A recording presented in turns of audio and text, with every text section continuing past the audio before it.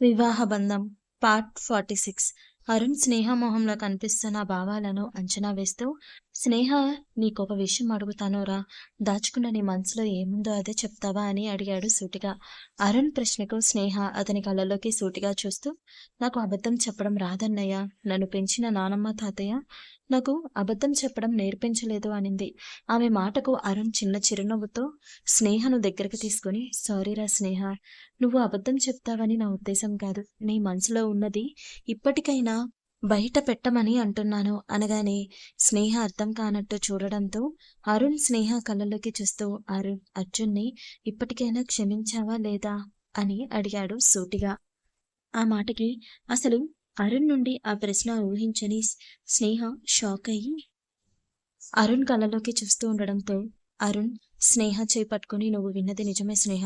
నేను అడిగింది అర్జున్ గురించే. నువ్వు అర్జున్ని మనస్ఫూర్తిగా క్షమించకుండా వాడు అందిస్తున్న ప్రేమను నువ్వు హార్ట్ఫుల్గా ఫీల్ కాలేకపోతున్నావని నాకు తెలుస్తుంది. ఇంకా ఎన్నాళ్ళురా ఇలా? వాడేమో నువ్వు ఎప్పటికైనా క్షమించకపోతావా అని పిచ్చివాడిలా ఎదురుచూస్తున్నాడు. నువ్వేమో జరిగింది తలుచుకొని దాని గురించే బాధపడుతూ అర్జున్ని దూరం పెడుతూ వాణ్ణి కూడా బాధపెడుతున్నావు.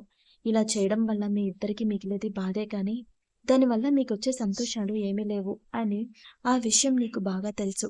అయినా ఎందుకురా ఇలా చేస్తున్నావు?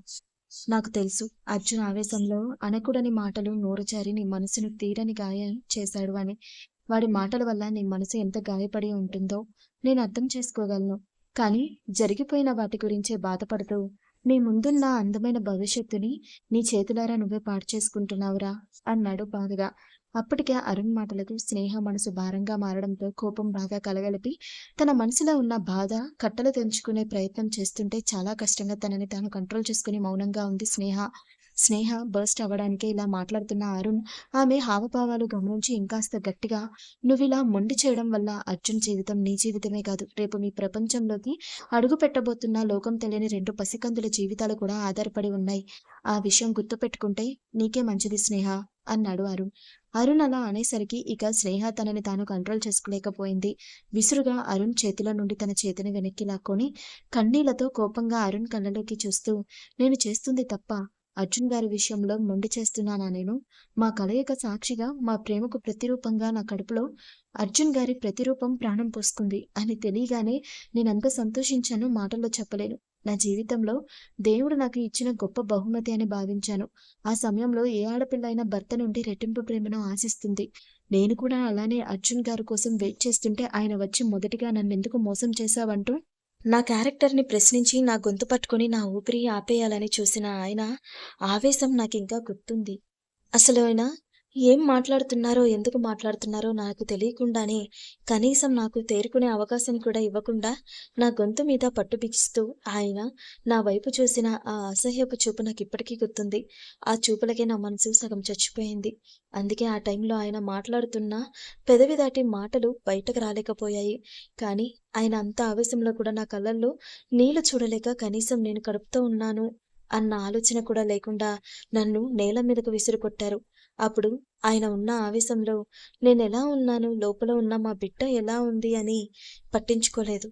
కానీ ఆ క్షణం నా మనసు పూర్తిగా ముక్కలైపోయేలా, నీ కడుపులో ఉన్న పాపానికి కారణం ఎవరు అని ఆయన అడిగిన మాట నన్ను ఇప్పటికీ నా మనస్సాక్షి ఎందుకు బ్రతికున్నావని ప్రశ్నిస్తుంది అని నా గుండెను పిండేసే బాధతో కన్నీళ్లు పెట్టుకుంటూ దోసిట్లో మొహం దాచేసుకుంది స్నేహ. స్నేహ చెప్పింది విన్న అరుణ్ అప్పటికే ఆ సమయంలో ఆమె సిచ్యువేషన్ తలుచుకొని గుండె తరుక్కుపోతుంటే కన్నీళ్లతో ఆమె వైపే చూస్తూ ఉండిపోయాడు. ఆమెను కదిపే ధైర్యం చెయ్యలేక ఆ రోజు అర్జున్ ఆవేశంలో నిన్ను ప్రేమించి నేను మోసపోయాను.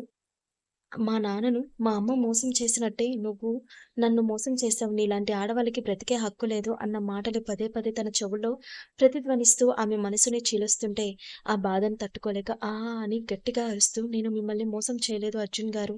మీరు నా ప్రాణం, నా కడుపులో ఉన్నది మన బిడ్డ. మన ప్రేమకు ప్రతిరూపమని ఒకప్పుడు అర్జున్ వేసిన ప్రశ్నలకు ఇప్పుడు జవాబిస్తూ ఏడుస్తూ పిచ్చిదానిలా బిహేవ్ చేసేసరికి అరుణ్‌కి చాలా భయంగా అనిపించింది. కంగారుగా స్నేహను పట్టుకొని చాలా కష్టపడి ఆమెను కంట్రోల్ చేసి ఆమె చేత కొన్ని నీళ్లు తాగించి ఆమె కన్నీళ్లు తుడిచి ఆమె చేతులు పట్టుకొని దీనంగా ఆమె కళ్ళలోకి చూస్తూ, ఐఎమ్ వెరీ సారీరా, నీ మనసులో ఇన్నాళ్ళ నుండి మోస్తున్న భారాన్ని దించాలి అన్న ఆలోచనతోనే ఇలా మాట్లాడాను. కానీ కావాలని కాదురా. నాకు తెలుసు నీలో నువ్వు ఎంతగా నలిగిపోతూ నరకం అనుభవిస్తున్నావో అది అంత ఈజీగా వదిలేసి మూవ్ ఆన్ అయ్యే విషయం కాదని తెలుసు. కానీ జరిగిపోయిన దాని గురించి ఆలోచిస్తూ ఇప్పుడు నీ ఆరోగ్యం మాత్రమే కాదు, నీ కడుపులో ఉన్న ఆ ఇద్దరి ఆరోగ్యం కూడా రిస్క్‌లో పెడుతున్నావురా. ఇక అర్జున్ అనుభవిస్తున్న నరకం గురించి నేను నీకు వేరే చెప్పాల్సిన అవసరం లేదు. అందుకే ఇలా చేశాను. ఇప్పుడు ఎలా అనిపిస్తుంది నీకు అని అడిగాడు. మార్దవంగా అర్జున్ ప్రశ్నకు స్నేహ ఎరుపెక్కిన కళ్ళల్లో కన్నీళ్లు పెట్టుకుంటూ, అర్జున్ గారు నా మనసుని ఎంతగా గాయం చేసినా ఆయన నా ప్రాణం అన్నయ్య. అందుకే ఆయన నుండి మెదడు దూరంగా ఉండమని హెచ్చరిస్తున్నా ఆయనకి దూరంగా ఉండడం నా వల్ల కావట్లేదు. తన బంప్‌ని నిమురుకుంటూ ఆయన ఆవేశంలో, పాపం అన్నా, నా బిడ్డలను ఆయన తాకుతుంటే మనసుని ముళ్ళతో గుచ్చుతున్నంత బాధగా ఉన్నా, నా గర్భం నుండి మా బిడ్డలను ఫీల్ అవుతూ అర్జున్ గారి కళ్ళల్లో కనిపించే మెరుపులను చూసి ఆయన్ని దూరం చేసుకోలేకపోతున్నాను. ఆయనంటే పిచ్చి ప్రేమ ఉంది కాబట్టే ఆయన ఆవేశంలో నా విషయంలో చేసిన పనికి ఆయన్ని శిక్షించలేక, అలా అని క్షమించలేక నాలో నేనే నలిగిపోతున్నాను. ఆ బాధలో ఒక్కోసారి ఊపిరి తీసుకోవడం కూడా చాలా కష్టంగా అనిపిస్తుంది అంటూ తలదించుకుని, ఇన్నాళ్ళు మనసులో కష్టంగా మోసిన భారం తేలికైనట్టు మనసుకి కాస్త హాయిగా ఉంది. కానీ అదే మనసులో ఏదో తెలియని వెలితన్నయ్య అనుంది బాధగా. కానీ అప్పటికే స్నేహ మనసు మెదడు చేదు అనుభవాలను మిగి మిగిల్చిన గతం చుట్టూ తిరిగి బాగా స్ట్రెస్ తీసుకోవడంతో సడన్‌గా కళ్ళు బైర్లు కమ్ముతుంటే స్పృహ తప్పి పడిపోయింది. అంతకు కాసేపటికి క్రితమే ఎందుకో మనసు బాగోగా కంగారుగా ఇంటికి చేరుకున్న అర్జున్ స్నేహ కోపంతో మనసులో ఉన్న బాధంతా బయటపెట్టడం విని డోర్ దగ్గరే ఒక్కసారిగా మోకాళ్ళ మీద కూలబడిపోయాడు.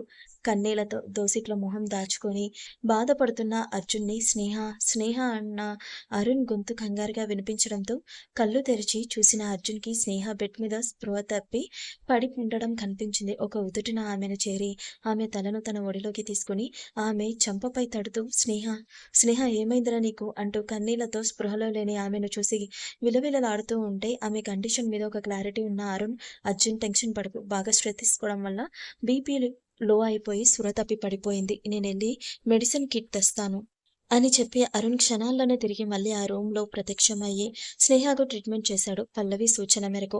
కాసేపటికి అర్జున్ స్పృహలో లేని స్నేహ నుదిటిపై ముద్దు పెట్టి ప్రేమగా ఆమె తల నిమురుతూ, జీరబోయిన గొంతులో, స్నేహ మనసుకి నేను చేసిన గాయం అంత తొందరగా మానేది కాదని నాకు తెలుసు అరుణ్.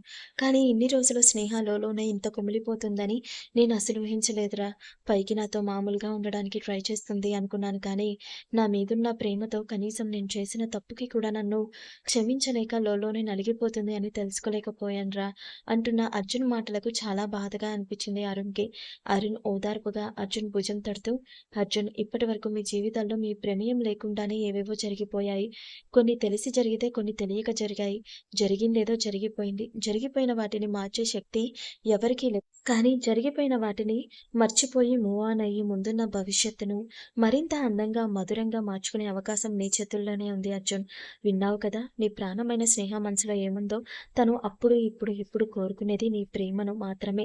ఆ ప్రేమ కోసమే నువ్వు చేసిన ఆ గాయం తాలూకు ప్రభావం కూడా నీ మీద పడకుండా ఇన్ని రోజులు జాగ్రత్త పడింది. దానివల్ల తనెంత నలిగిపోతుందో చూసావు కదా. స్నేహ మనసులో ఉన్న భారాన్ని బయటపెట్టేలా నేనిలా చేయడానికి కూడా కారణం అదే అర్జున్. మనసులో ఇంత భారాన్ని మోస్తూ తనెంత సఫకేట్ ఫీల్ అవుతుందో అసలు నువ్వు ఊహించలేవు. స్నేహకి ఆ భారం నుండి విముక్తి లభించాలని ఇలా చేయాల్సి వచ్చింది. ఇప్పుడు నేను చేసిన పని వల్ల తను పెయిన్ తీసుకుని ఉండొచ్చు, కానీ ఈ క్షణం నుండి తన మనసులో ఉన్న భారం తగ్గినట్టే, కాస్త తేలిగ్గా ఫీల్ అవుతుంది. కాకపోతే స్నేహ మనసుకి అయినా ఆ గాయాన్ని ఇప్పుడు నీ ప్రేమ అన్న మందుతోనే నువ్వు నయం చేయాలి అర్జున్. నీ ప్రేమలో స్నేహ ఎప్పటిలా ప్రపంచాన్ని మర్చిపోయి నీ ప్రేమలో బ్రతకాలి అని కోరుకుంటుందిరా. ఈసారి స్నేహను దూరం చేసుకోకు. తను బ్రతకలేదు అని ఒక అన్నగా బాధ్యతగాను, ఒక డాక్టర్‌గా వృత్తిపరంగాను తను చెప్పాల్సింది చాలా సున్నితంగా అర్జున్ మనసుని తాకేలా చెప్పాడు అరుణ్. అరుణ్ మాటలు స్నేహ కోసం బాధపడుతున్న అర్జున్ మనసుని తాకడంతో కన్నీళ్లతో అరుణ్ చేతులు పట్టుకుని, ఒకసారి ఆవేశంలో, నా చేతులారా నా స్నేహను నేనే దూరం చేసుకున్నానురా. దాని పర్యావసం ఎంత పెయిన్ ఇచ్చిందో నాకు మాత్రమే తెలుసు. ఈసారి స్నేహ దూరమైతే నా ఊపిరి ఆగిపోతుంది అన్నాడు కళ్ళల్లో జీవం లేనట్టు. అతని మాటలకు అరుణ్ కాసేపు మౌనం దాల్చాడు. కాసేపటికి మళ్ళీ అరుణ్ మాట్లాడుతూ, నేను ఇలా మాట్లాడుతున్నాను అని తప్పుగా అనుకోకు అర్జున్, కానీ తప్పట్లేదు అనగానే, అర్జున్, అదేంట్రా అలా అంటున్నావు? నువ్వేం మాట్లాడాలి అనుకున్నా నిరభ్యంతరంగా మాట్లాడు అన్నాడు. దాంతో అరుణ్, అర్జున్ నీకసలు మీ కలయిక గుర్తులేదు. కానీ స్నేహ మాటల్లో అదొక మధురమైన జ్ఞాపకం అని తెలుస్తుంది. అంటే ఇందులో కూడా ఏదో కుట్ర జరిగింది అనిపిస్తుందిరా. ఈ విషయంలో ఎవరైనా మీ ఇద్దరిని ట్రాప్ చేసి ఉండొచ్చు. ఇప్పటి వరకు నువ్వున్న టెన్షన్స్ వల్ల దాని గురించి నువ్వు అంత డీటెయిల్డ్‌గా ఆలోచించలేకపోవచ్చు. కానీ ఒకసారి ఆ విషయం గురించి ఆలోచించు. అసలు ఆ రోజు ఏం జరిగిందో తెలుసుకునే ప్రయత్నం చెయి అని తను చెప్పాల్సింది చెప్పి అక్కడి నుండి తన రూమ్‌లోకి వెళ్ళిపోయాడు అరుణ్. అరుణ్ మాటలకు అర్జున్ ఆలోచనల్లో పడ్డాడు. నిజానికి అర్జున్‌కి ఈ అనుమానం 4 నెలల క్రితమే వచ్చింది. కానీ అప్పుడు స్నేహ కన్నా ఇంకేది ముఖ్యం కాదు అన్న భావంతో అప్పుడు పెద్దగా దీని గురించి పెద్దగా పట్టించుకోలేదు. తీరా స్నేహ దొరికాక ఇద్దరి మధ్య మౌన పోరాటం, మానసిక ఒత్తిడి ఎక్కువై అర్జున్ ఆ విషయం గురించే మర్చిపోయాడు. ఇప్పుడు అరుణ్ చెప్పినట్టు స్నేహ మనసు కాస్త తేలిక పడడమే కాదు, ఇదివరకెట్లా ఉండడానికి స్నేహ చేసే ప్రయత్నానికి అర్జున్ ప్రేమతో కూడిన తోడు ఆమెకు చాలా అవసరం. అసలు తమిద్దరూ ఒక్కటయింది ఎప్పుడు అని ఆలోచిస్తున్న అర్జున్‌కి తన మెమరీలో అసలు ఒక రోజుకి సంబంధించిన జ్ఞాపకాలే స్టోర్ అవ్వలేదు అన్న నిజం జ్ఞప్తికి రాకపోవడంతో అసలు ఆ రోజు తనకి ఎంతవరకు గుర్తు చేసుకుంటున్నా అర్జున్ స్నేహ చిన్నగా కదలడంతో ప్రస్తుతానికి తన ఆలోచనలన్నీ పక్కనే పెట్టి ఆమె తల నిమురుతూ ఉన్నాడు. చిన్నగా కళ్ళు తెరిచిన స్నేహకు పక్కనే తన వైపే కంగారుగా చూస్తున్న అర్జున్ కనిపించడంతో ఆమె పెదాల మీద చిన్న చిరునవ్వు విరబోసింది. అర్జున్ భార్య నవ్వుని మురిపెంగా చూసుకుంటూ ఇప్పుడెలా ఉందిరా అని అడిగాడు. ఆమె లేవడానికి ట్రై చేయడంతో జాగ్రత్తగా ఆమెను లేపి దగ్గరకు తీసుకొని కూర్చోపెట్టి అర్జున్ మొహంలో కనిపిస్తున్న బాధను చూస్తున్న స్నేహకు అతను కాసేపటి క్రితం బాధలో తనన్న మాటలు విన్నాడు అని అర్థం కావడంతో మనసు మెలిపెట్టినట్టు అనిపించింది ఆమెకు. అతని మొహాన్ని తన దోసెల్లోకి తీసుకుని బాధ నిండిన గొంతుతో నా మీద కోపంగా ఉన్నారా మీరు అని అడిగింది. ఆమె ప్రశ్నకు అర్జున్ బాధగా ఆమె కళ్ళల్లోకి చూస్తూ కోపంగానే ఉందిరా, కానీ నీ మీద కాదు. నిన్ను ఇంత బాధ పెట్టిన నా మీద నాకే చెప్పలేనంత కోపంగా ఉందిరా అంటూ తల దించుకున్నాడు అర్జున్. అతని మాటలు అతని మనసులో ఎంత భారం ఉందో, తన విషయంలో చేసిన తప్పుకి తనెంత పశ్చాత్తాపడుతున్నాడో తెలియజేస్తుంటే స్నేహ మనసుకి చాలా బాధగా అనిపించింది. ప్రేమగా అర్జున్ నుదిటిపై ముద్దు పెట్టి అతని కళ్ళల్లోకి చూస్తూ జరిగింది ఎవరూ మార్చలేరు అర్జున్ గారు. మీరు ఆవేశంలో నన్నన్న మాటలు కూడా వెనక్కి తీసుకోలేరు. కానీ మీరు నా మనసుకి చేసిన గాయం మాత్రం మీరే మాన్పగలరు. కేవలం మీ ప్రేమతో మాత్రమే అనింది ప్రేమ నిండిన కళ్ళతో. స్నేహ మాటలను బట్టి ఆమె తనని క్షమించడానికి సిద్ధంగా ఉంది.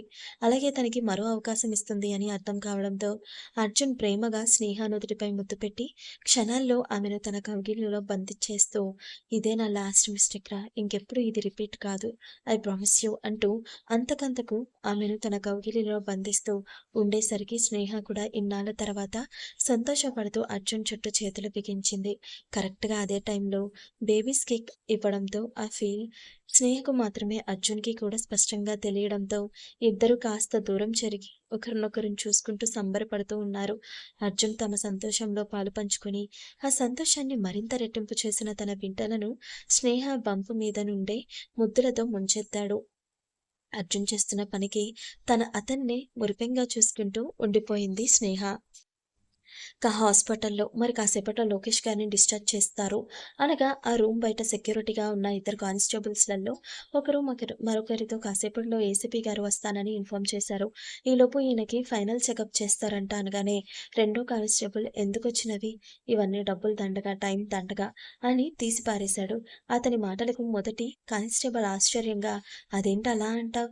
రేపో ఎల్లుండో సీబీఐకి ఇతన్ని అప్పగించాలేమో కదా అని అడగగానే రెండో కానిస్టేబుల్ లేదు, కాసేపట్లో ఇతన్ని సిటీకి దూరంగా తీసుకెళ్లి ఎన్కౌంటర్ చేసి పోలీసుల నుండి తప్పించుకునే ప్రయత్నం చేస్తుంటే తప్పని పరిస్థితుల్లో ఎన్కౌంటర్ చేశాం అని సిబిఐకి చెప్పాలి అని హైయర్ అఫీషియల్స్ అందరూ నిర్ణయించుకున్నారు అని చెప్పాడు.